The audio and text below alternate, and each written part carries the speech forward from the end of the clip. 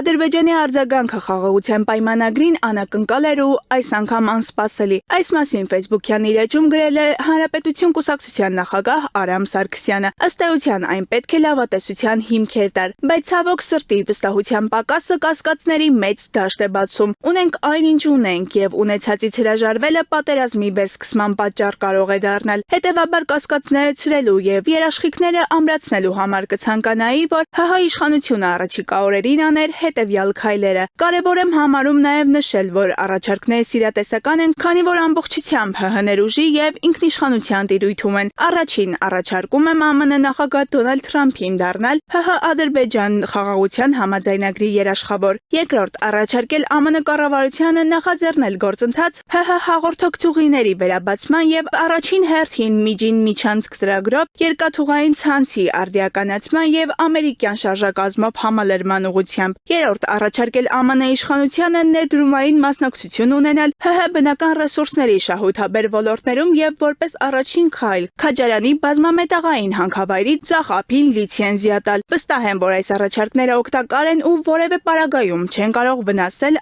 ավելին ամերիկյան կողմից դրական արձագանք ունենալու հավանականությունը շատ մեծ է, նշել է Արամ Սարգսյանը։ Խաղաղության հաստատման գործընթացին ընդառաջ գնալը դրական կլինի ինչպես ԱՄՆ-ի նորընտիր իշխանության վարկանիշի համար, այնպես էլ հիմք կդառնա երկարատև խաղաղության հաղորդակցուղիների վերաբացման եւ տարածաշրջանային ներուժի բալանսավորման առումով, նշել է նա։ Հասմիկ Անտոնյան, Գևորգ Մարտիրոսյան, Եվրոմեդիա 24։